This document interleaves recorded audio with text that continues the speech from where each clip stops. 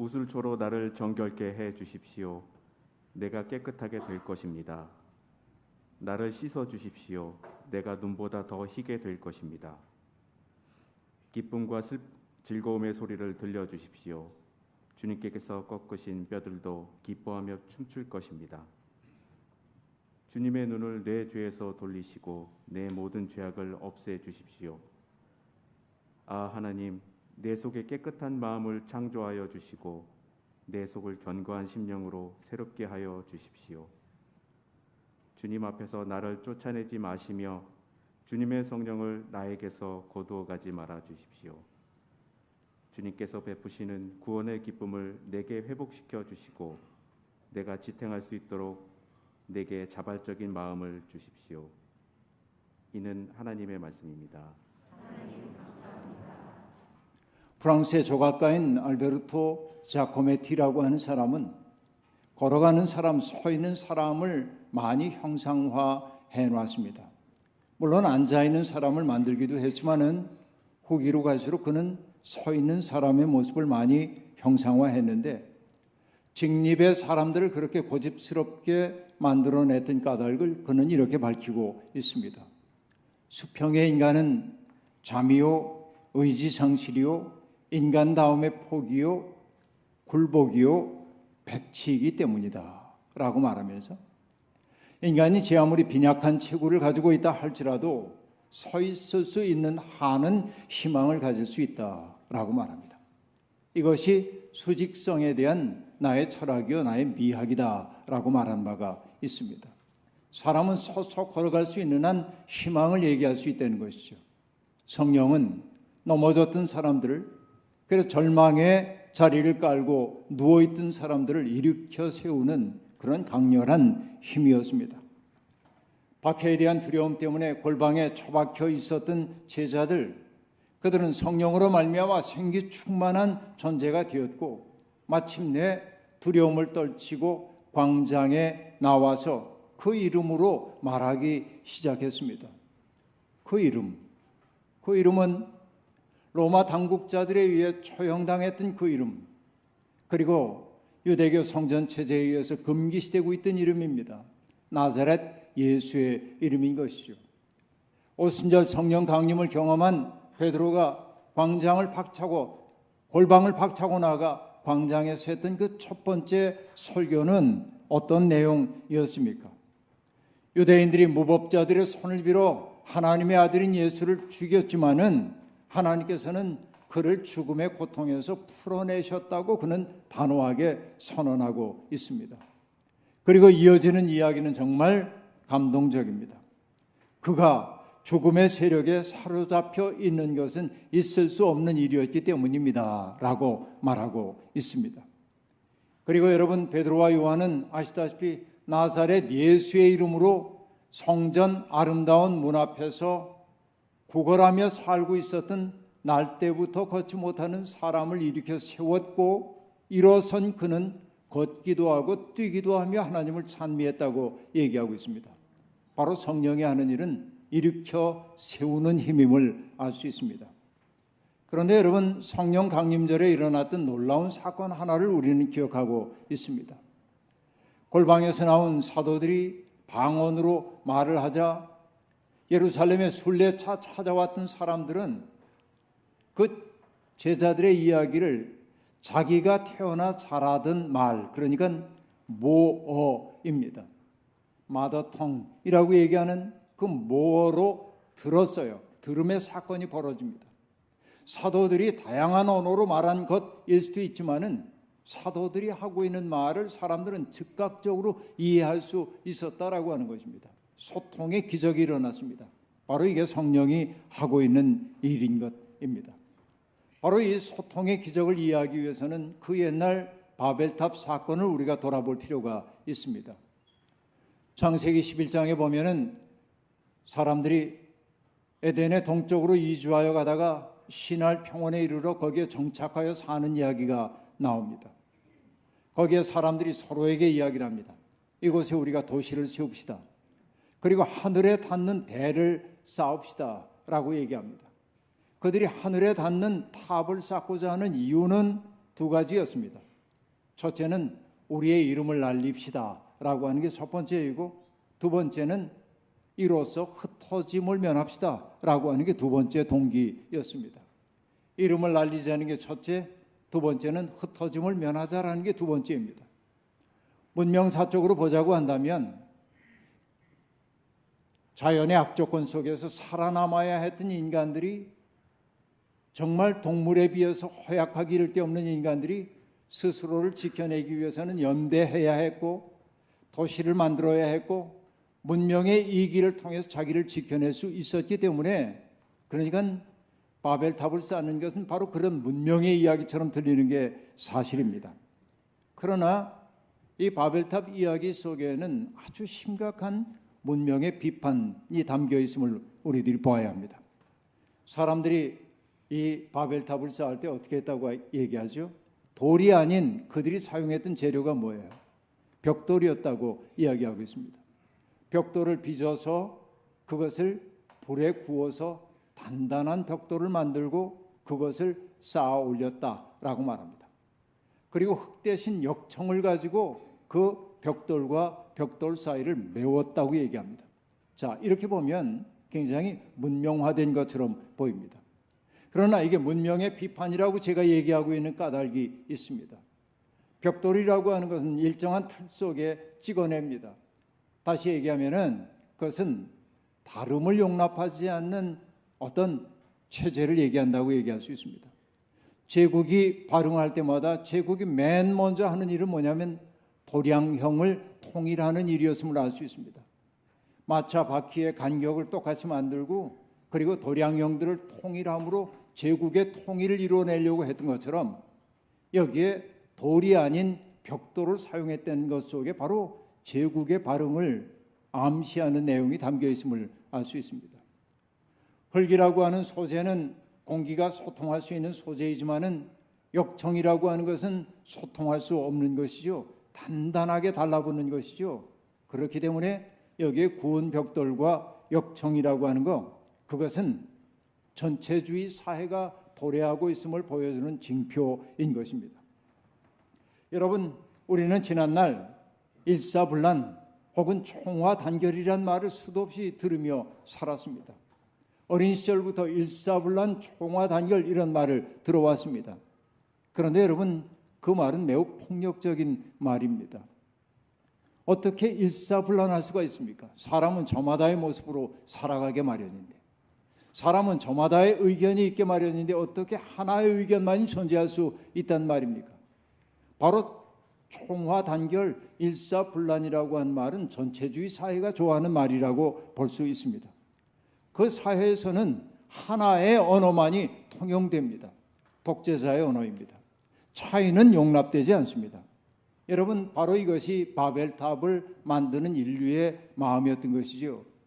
하나님은 바로 그것이 하늘에 닿는 탑을 쌓고 흩어짐을 면하자, 우리끼리 잘해보자 하는 그것이 바로 인간의 신적 존재가 되고자 하는 욕망임을 아셨습니다. 그 때문에 하나님은 그런 인간의 오만함을 참아 두고 보실 수가 없었기 때문에 그 바벨탑을 흩어 보낼 수밖에 없었습니다. 바벨탑을 허물고 인간의 언어를 혼잡하게 하셨다고 얘기하고 있습니다. 언어의 혼잡이라고 하는 것은 어떻게 보면 징계처럼 보이지만은 또 어떻게 보면 하나님의 은총의 사건입니다. 저마다 자기의 목소리를 가지고 자기의 표현을 가지고 말할 수 있는 세상이 도래했기 때문에 그렇습니다. 하나님의 세계의 특색은 무엇입니까? 다름을 용납하는 거예요. 다른 것들이 어울려서 평화의 동산을 이루는 게 하나님의 꿈입니다. 일사불란한 세상이 아닙니다. 통일된 세상이 아닙니다. 다양한 소리들이 공존하는 세상을 하나님은 원하는 것이지요. 이것이 여러분 옛날 우리 성현들이 가르쳤던 화이부동의 세계입니다. 조화를 이루긴 하지만은 똑같아지도록 강요하지 않는 세상, 바로 이것이 아름다운 대동세계의 모습이라고 얘기할 수 있습니다. 그러니까 바벨탑 언어를 혼잡하게 한 그 사건은 어떻게 보면 복된 사건, 하나님의 은혜의 사건이기도 하지만, 그러나 여러분, 인간이 어떤 존재입니까? 하나님이 세우신 계획을 어긋나게 만드는 인간의 강력한 능력이 있잖아요. 하나님이 그런 은혜를 주셨음에도 불구하고 다양한 언어를 통해서 행복하게 사는 게 아니라 서로 불통하는 세상이 되어버리고 말았어요. 우리는 똑같은 말을 쓰면서도 지금 통하지 않는 세상에 살고 있습니다. 똑같은 한글을 사용하는데 우리가 사용하고 있는 문법 구조가 달라요. 서로 통하지 못하는 게 오늘 우리의 세상의 모습입니다. 언어가 혼잡되어 있다고 얘기할 수 있겠습니다. 그런데 오순절 성령 강림의 사건은 그 한계를 뛰어넘는 가능성을 우리에게 보여주고 있습니다. 사도들은 자기의 말로 얘기했지만은 각지에서 왔던 사람들, 그 사람들이 자기가 태어났던 그 나라의 말로 그들의 이야기가 들려왔다는 겁니다. 이것을 언어학적으로 말하면 어떻게 얘기할 수 있을까요? 원시적인 언어 속에서 그들이 마음이 통해버리고 만 거예요. 성령의 강림 사건은 통할 수 없었던 사람들이 통하게 만듭니다. 만날 수 없었던 사람들이 서로의 마음을 이해하게 만듭니다. 그의 말이 들려오기 시작하는 거예요. 이 기적이 일어났어요. 오늘 우리가 성령 강림을 기다리는 것은 우리가 살고 있는 세상이 불통의 세상이 되었기 때문에 더욱더 그러한 것입니다. 성령 강림은 그렇기 때문에 새로운 세계의 출현을 예고하고 있습니다. 그 출발점에서 오늘 우리는 시편 51편을 길잡이 삼아서 우리가 어떤 마음으로 살아야 하는지를 배웠으면 좋겠습니다. 시편 51편은 여러분 성경을 아는 분은 다 아십니다마는 시편 가운데 가장 대표적인 참회시에 속합니다. 참회시 그럼 떠오르는 게 시편 51편이란 말입니다. 시의 표제가 이렇게 되어 있습니다. 다윗이 밧세바와 정을 통한 뒤, 사실 이 말도 어폐가 있죠. 밧세바가 의지적으로 다윗과 정을 통한 게 아니죠. 권력자인 다윗에 의해서 어떻게 보면 강간을 당한 것이라고 얘기할 수 있겠는데, 지금 어쨌든 다윗이 밧세바와 정을 통한 다음에 예언자 다윗이 와가지고 그의 잘못을 준엄하게 꾸짖었을 때 뉘우치고 지은 시, 그렇게 되어 있습니다. 그럼 여러분 시편 51편은 바로 그 상황에만 들어맞는 시라고 보면 안 되고, 표제를 그렇게 정한 까닭은 뭐냐면 그런 경우를 염두에 두고 이 시를 읽어보라는 얘기입니다.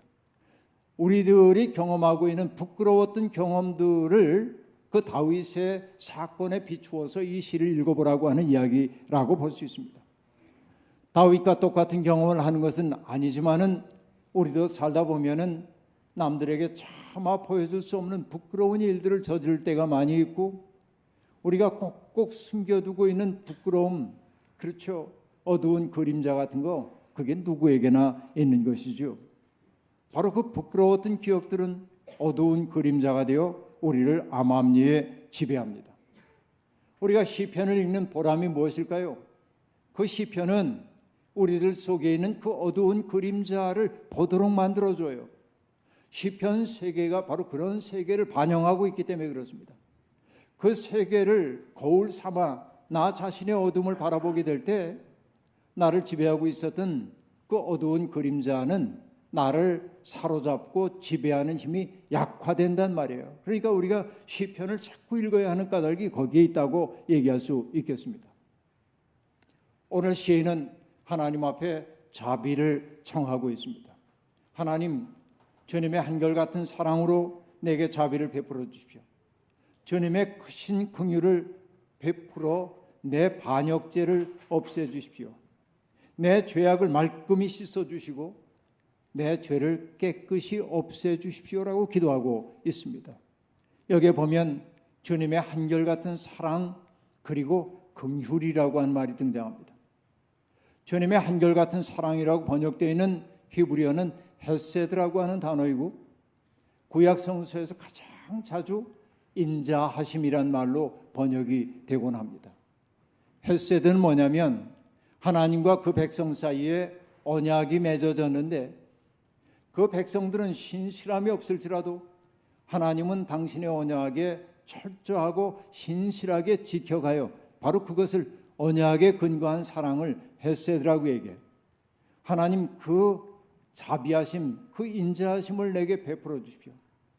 긍휼이라고 번역된 라훔이라고 하는 이 단어는 자궁을 뜻하는 단어입니다. 달리 얘기하면 어머니가 자기의 태중에 잉태했던 자식을 사랑하는 마음, 바로 그게 긍휼하심인데, 하나님의 사랑을 표현할 길이 달리 없었기 때문에 바로 자공이라고 하는 말과 어원이 같은 단어를 사용하고 있어요. 하나님, 당신이 우리와 맺었던 그 자비하심 한결같은 사랑을 내게 베풀어 주시고 긍휼을 베풀어 주십시오. 시인이 이렇게 자비와 긍휼을 구하고 있는 까닭은 뭡니까? 자기 속에 죄가 뿌리 깊음을 알기 때문입니다. 여기에 반역죄라고 번역되어 있는 단어가 있지요. 반역죄라고 번역된 페쉐라고 하는 단어는 하나님 앞에 의도적으로 잘못을 저지르는 거예요. 죄인 줄 알면서도 저지르는 죄가 반역죄입니다. 죄악이라고 번역된 아온이라고 하는 단어는 길을 잘못 들었다는 뜻입니다. 죄라고 번역된 히타라고 하는 이 말은, 하타라고 하는 말은 화살이 관역을 빗나갔다라고 하는 말입니다. 세 가지의 단어가 동시에 사용되고 있습니다. 그 까닭은 인간의 죄가 이렇게 가지치기를 합니다라는 말을 하기 위한 것이 아닙니다. 인간이 뿌리 깊은 죄악 성향을 나타나기 위해 의도적으로 서로 다른 세 개의 표현을 하고 있을 뿐입니다. 그 때문에 시인은 자기 속에 있는 뿌리 깊은 죄성을 알기 때문에 스스로 그 죄를 극복할 수 없음을 알기 때문에 하나님에게 부탁하는 거예요. 내 죄를 없애 주십시오. 내 죄를 말끔히 씻어 주십시오. 깨끗이 없애 주십시오. 3번씩 반복하고 있습니다. 그런데 여러분, 시인은 잘 압니다. 죄를 이길 힘이 자기에게 없다는 사실 말입니다. 여러분, 우리도 똑같은 경험을 합니다. 여러분, 하나님은 어느 날 가인을 바라봤습니다. 가인의 얼굴빛이 달라진 것을 보았어요. 왜냐하면 동생 아벨의 제물만 하나님이 받으셨기 때문에 가인은 그 아벨에 대한 불쾌한 감정이 생겨났습니다. 하나님의 사랑을 독차지하고 있는 것처럼 느껴졌기 때문에 얼굴빛이 달라졌어요. 그래서 하나님은 가인에게 경고를 하셨습니다. 내가 올바른 일을 하였다면 어찌하여 얼굴빛이 달라지느냐? 내가 올바르지 못한 일을 하였으니 죄가 너의 문에 토사리고 앉아서 너를 지배하려고 한다. 죄라고 하는 것은 언제나 나의 집 문턱에 지금 토사리고 있는 겁니다. 지금 죄라고 하는 것은 나를 지배하기 위해 지금 이 앞에 와 있어요. 이게 우리의 인생의 경험입니다. 안 그런 사람 세상에 하나도 없습니다. 죄의 가능성은 우리 모두에게 있는 거예요. 그런데 하나님은 가인에게 얘기합니다. 너는 그 죄를 잘 다스려야 한다. 죄의 경향성이 없는 사람 아무도 없습니다. 우리 속에는 살인자도 있고 간음자도 있고 도둑들도 있습니다. 죄가 우리의 문 앞에 도사리고 있는 거예요. 그러나 우리는 이걸 다스려야 합니다.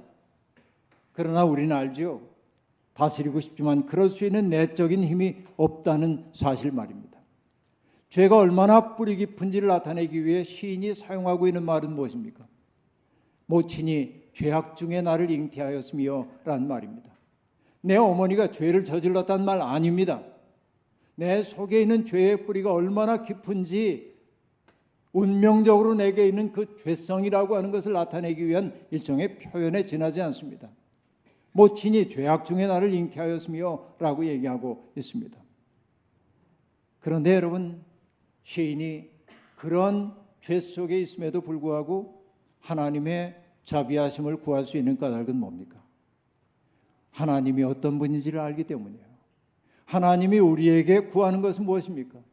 흠없는 인생? 아니요. 하나님은 우리가 진토임을 아십니다. 누구도 흠없이 살 수 없습니다.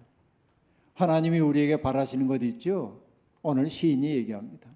하나님이 바라시는 것은 찢겨진 심령이라고 말입니다. 찢겨진 마음과 그리고 짓밟힌 마음을 하나님은 무시하지 않는다고 오늘 시인이 얘기하고 있습니다. 하나님은 자기의 마음이 어둡다는 사실, 자기의 죄성이 깊다고 하는 사실을 깨닫고 마음 아파하는 사람을 멸시하지 않으십니다. 왜 그럴까요? 하나님은 우리가 무로부터 창조된 존재임을 알기 때문에 그래요. 우리가 얼마나 죄에 넘어가기 쉬운 사람인지를 알고 있기 때문에 그런 겁니다. 여러분, 가끔은 터무니없는 욕망에 시달리기도 하고 내가 생각해봐도 말도 안 되는 잘못을 저지르기도 하는 게 우리들입니다. 그리고 때때로 그것 때문에 아파하죠. 부끄러워하죠. 남에게 차마 말할 수가 없죠. 그런데 여러분, 우리의 부끄러움과 찢겨진 그 마음을 하나님께로 가져가면 하나님은 그것을 무시하지 않으신다고 얘기하고 있습니다. 오히려 하나님은 그 부끄러움과 쓰라림과 찢겨진 마음을 통로 삼아 하나님의 자비를 우리 속에 심어주시고 하나님의 진실한 마음을 우리 속에 빚어주시는 겁니다. 하나님의 지혜를 그 부끄러운 기억들을 통하여 우리 속에 심어주신다 하는 얘기입니다. 그 사실을 알기에 시인은 고백합니다. 주님 기쁨과 즐거움의 소리를 들려주십시오. 그리고 나온 얘기가 이런 겁니다. 주님께서 꺾으신 뼈들도 기뻐하며 춤출 것입니다. 여러분, 주님께서 꺾으신 뼈들도 기뻐하며 춤을 춘답니다. 주님 앞에서 부끄러웠던 나의 기억들, 이게 꺾어진 뼈일 텐데 그 부끄러웠던 기억들이, 참담했던 기억들이, 섬기고 싶던 기억들이 오히려 복된 기억이 되어서 춤추고 싶어진다고 얘기하고 있습니다. 실패나 시련, 부끄러움이 오히려 우리를 새로운 존재로 빚어낸다면 우리는 춤이라도 추어야 할 것입니다. 시인은 이제는 더 이상 과거에 붙들린 삶을 살고 싶지 않습니다. 새로운 존재로 거듭나고 싶어합니다. 그러나 그것이 굳건한 의지만으로 되지 않는다는 사실을 알고 있습니다. 그는 자기의 의지의 무력감을 초절하게 경험한 사람이기 때문에 그렇습니다. 그렇기에 그는 하나님 앞에 청합니다. 아, 하나님, 내 속에 깨끗한 마음을 창조하여 주시고 내 속을 견고한 심령으로 새롭게 하여 주십시오 라고 구합니다. 내가 깨끗한 존재가 되는 건 내가 할 수 있는 일 아니에요. 물론 이것은 여러분, 내가 아무것도 하지 않아도 된다는 말 아니라 근원적으로 깨끗한 마음이라는 것은 선물이라고 하는 사실입니다. 깨끗한 마음, 여러분, 어떤 게 깨끗한 마음일까요? 어떤 게 여러분 생각하기에 깨끗한 마음입니까? 저는 생각해 봤습니다. 깨끗한 마음이란 사욕에 붙들리지 않은 마음일 거다. 나라고 하는 것을 세상의 중심에 놓으려는 마음이 사라진 것이 깨끗한 마음일 거다. 사욕만 떨쳐버려도 내 마음 깨끗해질 거다 생각해요. 그러나 어떤 인간도 사욕으로부터 자유로운 존재가 없기에 하나님에게 청하는 거예요. 내 속에 깨끗한 마음을 창조해 달라고 말이죠. 공자님도 얘기했습니다. 시경이라고 하는 책에 시가 360 몇 개인데 그 논어에서 공자님은 얘기합니다. 시 300, 그냥 뭉뚱그려서 300편이라고 얘기해요. 시 300, 일원이 폐지왈 300편의 시경에 나오는 시를 한마디로 요약하자면 무슨 말인가? 사무사다. 삿된 마음을 품지 않는 것, 그거 하나야 시라고 하는 게. 바로 그게 뭐냐면 깨끗한 마음이에요. 삿된 마음을 품지 않는 것. 하나님이 바로 우리에게 주실 수 있는 마음이 바로 그런 깨끗한 마음이라는 거죠. 내 마음이 깨끗해져야 여러분 내 마음 속에 하나님이 비추어지는 것이겠죠. 이게 깨끗한 마음 달라는 거예요. 내 속에 견고한 심령 새롭게 해달라고 얘기합니다. 견고한 심령이란 무엇입니까? 세상 바람 부는 대로 나부끼지 않는 마음을 얘기하는 것 아닙니까? 든든하게 선 마음을 얘기하는 것이죠. 세상에 어떤 사람도 흔들리지 않는 사람은 없습니다. 바람 불면 흔들리게 마련입니다. 그러나 견고한 심령의 사람은 어떠합니까? 흔들리면서도 기어코 중심을 찾아가는 사람들입니다. 바로 이게 견고한 심령을 새롭게 해달라고 하는 말의 의미인 것입니다. 우리 속에 깨끗한 마음을 창조하시고 우리에게 견고한 심령을 심어주시는 그 일을 누가 하냐면 성령께서 하시는 거예요. 그것을 알기에 시인은 하나님께 청합니다. 주님 앞에서 나를 쫓아내지 마시고 주님의 성령을 나에게서 거두어가지 말아 주십시오. 주님의 성령이 내 속에 사라지면 내게 있던 깨끗한 마음이 더러워지는 걸 알기 때문에 그래요. 단호하던 우리의 마음이 흔들리게 되는 것을 알기에 주님의 성령을 거두어가지 말라고 얘기하고 있습니다. 주님 앞에 있을 때만 가능한 일입니다. 주님 앞에 있다는 것은 뭐죠? 나의 삶이 하나님의 현존 앞에 있다는 사실을 두렵고 떨림으로 알고 사는 거예요.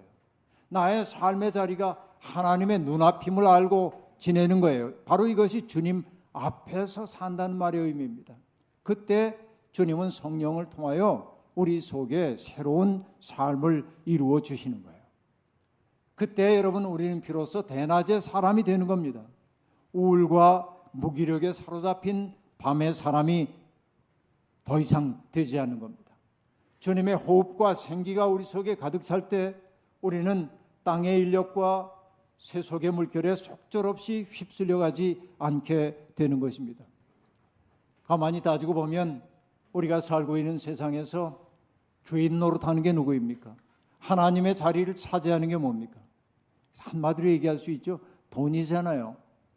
돈이 주인 노릇하는 세상은 돈이 우리에게 행복을 주는 것처럼 우리를 속이고 있지만 돈이 주인 노릇하는 세상은 끊임없이 우리를 불안하게 만들고 두렵게 만듭니다. 그리고 불안과 두려움은 우리의 고립감을 더욱더 심화시킵니다. 그 때문에 우리는 두렵고 불안하기 때문에 고립감을 느끼기 때문에 더욱더 돈에 집착합니다. 이것만이 나를 지켜줄 수 있다고 생각하기 때문에 그렇습니다. 그러나 성령은 우리에게 다른 세계를 바라볼 눈을 열어줍니다. 남들과 경쟁함으로 남들과 빼앗아야 행복한 삶 아니고 경쟁하지 않아도 누릴 수 있는 삶이 있음을 보여주고 있습니다. 사랑과 우정과 섬김과 나눔과 그리고 향유의 삶 말입니다. 성령은 우리 속에 주님의 구원의 기쁨을 회복시켜 줍니다. 그 때문에 자발적으로 주님의 뜻을 따를 수 있게 해주십니다. 주님의 뜻을 따르는 떳떳함이 우리 속에 있을 때 우리의 마음속의 불안도 그치게 되는 겁니다. 성령은 우리 속에 여백을 창조해 주셔서 다른 이들을 받아들일 수 있게 해주고 그들을 사랑스럽게 바라보도록 만들어줍니다. 성령에 충만한 사람들이 누구입니까? 낯빛 어두우며 나와 달리 믿는 사람들을 천대하고 무시하는 사람들 아니요, 그들은 도깨비에게 사로잡힌 겁니다. 성령에 충만하면 표정이 밝아져야 합니다. 다른 사람들을 받아들여야 합니다. 믿음이 없어 보이는 사람까지도 사랑으로 대할 수 있어야 돼. 이게 성령의 충만함이에요. 오늘 한국교회가 이 지경이 된 것은 도깨비를 받고 성령 받은 사람들이 너무 많기 때문에 그런 겁니다. 여러분, 바울 사도는 놀라운 진실을 우리에게 가르쳐 줍니다. 성령에 충만할 때 어떤 일이 벌어지는지 아십니까? 하나님은 여러분 안에 활동하셔서 바로 성령을 통해 활동하시는데 그 다음에 뭐라고 하냐면 여러분으로 하여금 하나님께서 기뻐하시는 일을 염원하게 하시고 그 일을 실천하게 하십니다 라고 말합니다. 성령이 내 속에 하시는 일 뭐냐면 하나님이 기뻐하시는 일을 내 속에서 염원하게 만드셔요. 그리고 그 일을 실천하게 만드신다는 겁니다. 이게 성령이 하시는 일입니다. 여러분, 그러면 하나님 기쁘게 해드리는 일이 무엇일까요? 뒤틀리고 구부러진 세대에 흠없는 하나님의 자녀가 되는 것 아니겠습니까? 우리의 삶 그 자체가 하나님이 세상에 정령 존재한다는 사실을 입증하는 삶이 되는 것, 바로 이것이 하나님 기뻐하는 삶이 아니고 무엇이겠습니까? 시인은 이렇게 성령의 충만함을 구하면서 마지막으로 하나님께 몇 가지를 구합니다. 짤막하게 얘기하겠습니다. 첫째, 반역하는 죄인들에게 주님의 길을 가르칠 수 있게 해달라고 말합니다. 이게 참 중요합니다. 반역죄와 죄악과 죄가 나를 사로잡고 놓아주지 않는다고 하나님의 은총을 절절하게 구했던 시인이기 때문에 오늘 반역죄와 죄악을 저지르고 있는 사람들이 왜 그런지를 아는 거예요. 내가 그런 죄로부터 용서를 받고 기쁨을 누렸기 때문에 상처 입고 반역하고 있는 사람들을 죽기로 인도할 수 있는 거예요. 바로 이것을 그는 구하고 있습니다. 슬픔과 상실의 아픔을 경험해 본 사람만이 슬픔에 처한 사람을 위로할 수 있죠. 내가 겪었던 상처와 아픔의 기억들이 하나님의 빛을 받아 새로워지게 될 때 그것은 다른 이들에게 복을 흘려보내는 통로가 될 수 있음을 그렇게 얘기하고 있습니다. 두 번째로 시인이 하나님께 구하는 것은 살인죄를 짓지 않게 해달라고 기도하고 있습니다. 이 노래가 다윗의 일화를 전제하고 있다고 본다면 다윗과 정을 통한 다음에 바세바와 정을 통한 다음에 바세바가 임신했다는 사실을 알아차린 다윗은 자기의 범죄를 가리기 위해 전선에 있었던 바세바의 남편 우리아를 불러들였고 그리고 결국은 그를 사지에 내몰아 죽게 만들었어요. 그 상황을 지금 염두에 두고 내가 살인죄를 저지르지 않게 해달라고 그렇게 이야기하고 있습니다. 살다 보면 나의 잘못을 가리기 위해 누군가를 해칠 때가 얼마나 많이 있습니까? 나의 부끄러운 기억을 숨기기 위해 누군가에게 그것을 덤태기 씌울 때가 얼마나 많이 있습니까? 이것만 하지 않아도 우리 영혼이 맑아지는 겁니다. 여러분, 러시아의 대통령인 푸틴은 우크라이나 침공이 신정 국가의 순수성을 지키기 위한 것이라고 선전합니다. 서방 세계의 그릇된 가치관에 물들어가는 우크라이나를 해방하기 위한 신적 전쟁이라고 그렇게 사람들을 다독거리고 있습니다. 그러나 여러분, 명분 뒤에 숨은 추악한 욕망을 우리는 알고 있습니다. 그런가 하면 여러분, 미국이 총기 문제로 시끄럽다는 거 잘 아시는데 전미 총기협회 National Rifle Association이라고 하는 그 단체는 정의를 지키기 위해 총기의 소유와 사용이 불가피하다고 말합니다. 그리고 그들의 막대한 후원을 받는 정치인들도 같은 논리로 총기 규제에 반대합니다. 그러나 우리는 압니다. 바로 그게 자기들의 이익을 위해 다른 사람들의 생명을 볼모로 잡고 있음을 말입니다. 그렇기에 우리는 기도해야 합니다. 살인죄를 짓지 않게 해달라고. 그리고 시인이 마지막으로 구하는 것은 무엇입니까? 주님의 은혜로 시온을 잘 돌보아 주시고 예루살렘 성벽을 견고히 세워달라는 것입니다. 믿음의 사람들은 하나님의 현존 앞에 서 있는 단독자이기도 하지만은 우리가 함께 살고 있는 세상을 책임져야 하는 공적 존재이기도 합니다. 그러므로 우리가 살고 있는 세상을 하나님의 뜻대로 바꿔달라고 하는 것은 우리의 기도인 동시에 실천의 내용이 되어야 합니다. 연약한 사람들을 북돋아 세워줘야 하고 악한 사람들이 힘을 발휘하지 못하는 세상 만들어야 합니다. 정의는 북돋아야 하고 불의와는 싸우고 저항해야만 합니다. 바로 이게 우리의 일인 것이죠. 시인은 바로 그런 삶을 구하고 있습니다. 하나님의 생기가 우리 속에서 잦아들지 않기를 원합니다. 주께서 우리의 심령을 새롭게 만들어 주시길 원합니다. 그래서 우리가 세상을 새롭게 하려는 주님의 꿈을 이루는 도구가 되기를 원합니다. 이 자리에 있는 사랑하는 성도 여러분을 통해서 하나님의 꿈이 구체적인 삶의 현장에서 실현될 수 있기를 주님의 이름으로 축원합니다. 아멘. 주신 말씀 기억하며 거듭의 기도 드리겠습니다. 하나님, 가뭄이 지속되어 메말라버린 논바닥을 바라보는 농부의 마음이 안타깝습니다. 하나님, 메말라버린 호수를 바라보는 마음이 안타깝습니다. 그러나 가만히 생각해 보면 우리의 마음도 갈라진 논바닥처럼 메말라 버리고 말았습니다. 생기를 잃어버린 우리의 삶은 두려움과 불안만 가득합니다. 주님, 성령의 단비를, 성령의 생기를 우리 속에 심어주셔서 누운 사람이 아니라 일어선 사람 되어 살게 도와주시고 절망의 노래를 부르는 사람 아니라 희망의 노래 부르는 사람, 미움의 아우성을 치는 사람 아니라 사랑의 노래 부르는 새 사람들이 되게 도와주시고 우리를 통하여 악이 발응하지 못하는 세상, 선이 결실하는 아름다운 세상 이루도록 우리와 동행해 주옵소서. 예수님의 이름으로 기도하옵나이다. 아멘.